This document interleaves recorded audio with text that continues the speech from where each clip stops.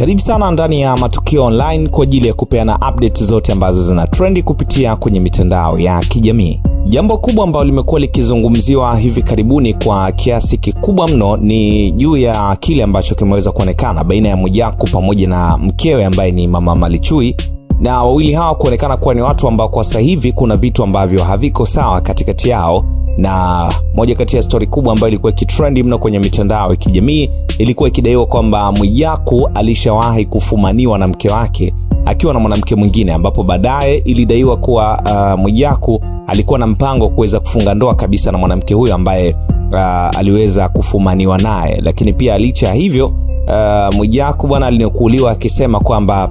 yeye kama watu wanaendelea kuzungumzia zile stories za kusema kwamba mali zitatakiwa zigaiwe baina ya wawili hawa, yani Mama Malichui pamoja na Mwijaku, mali zao waweze kugawana, basi hana chochote alichokuwa nacho zaidi, anamiliki pikipiki tu, lakini vyote vilivyobaki ameweza kuviandika urithi kwa mtoto wao ambaye ni Malichui. Sasa ilikuwa ni moja kati ya sakata kubwa sana kiasi ya kwamba mambo yalikuwa ni mengi mno kwenye mitandao ya kijamii, lakini tukaweza kumuona Mwijaku pia akisafiri kwenda Dubai na nini na kufanya mambo yake mengine. Na kuna kipindi pia aliweza kuonekana akiwa pamoja na Diamond Platnumz, ambapo Mwijaku alizungumza kwa uchungu akisema kwamba anapitia magumu sana kiasi ya kwamba inafika muda naona hata watu wale wa kumshauri pia anawakosa, lakini pia anahitaji utulivu ule kupitiliza. Lakini pia akaenda mbali kwa kusema kwamba eti imefika kipindi hata Diamond naye amekuwa ndiye mshauri wake, kitu ambacho alikuwa hajawahi kutegemea kabisa. Sasa kwenye vyote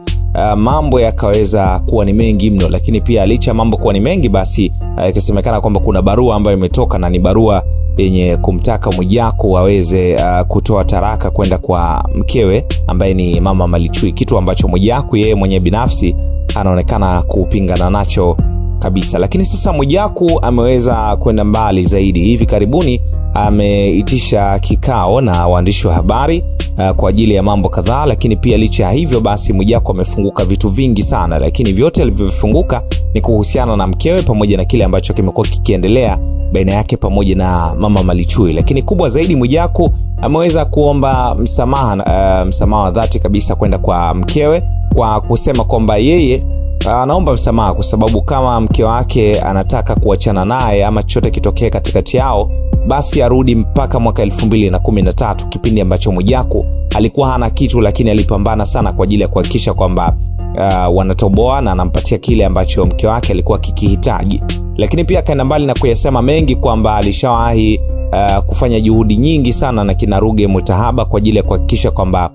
mke wake anapata kazi kwenye moja kati ya tawi la benki na nini. So amezungumza vitu vingi sana, lakini vyote anaomba msamaha mkubwa akisema kwamba amemisi familia yake, amemisi kumuona mtoto wake na mke wake wakiwa pamoja. So ni vitu ambavyo vimeonekana kuendelea kumuumiza sana Mwijaku katika kipindi cha hivi karibuni, na anasema kwamba anaomba msamaha dhati. Hivyo basi kama mke wake ataona hicho ambacho amekizungumza ama kukisikia, basi afikirie mara mbili kabla ya kuamua yale ambayo anataka kuyaamua. Lakini pia ameweza kukanusha ile story watu walikuwa wakisema kwamba Mwijaku yeye alifumaniwa na mwanamke mwingine, na anasema kwamba yeye hakufumaniwa kwa sababu katika maisha yake yote ya mahusiano yake ya ndoa pamoja na Mama Malichui amekuwa akimheshimu na kumchukulia mtu wa thamani sana. Hivyo basi hawezi kufumaniwa ama kwenda kutembea na mwanamke mwingine pembeni, kwa sababu hayo ni mambo ambayo yeye mwenye binafsi amekuwa akijiepusha nayo sana. Sasa hayo ni baadhi tu ya maneno ambayo Mwijaku aliweza kuyazungumza kupitia kwenye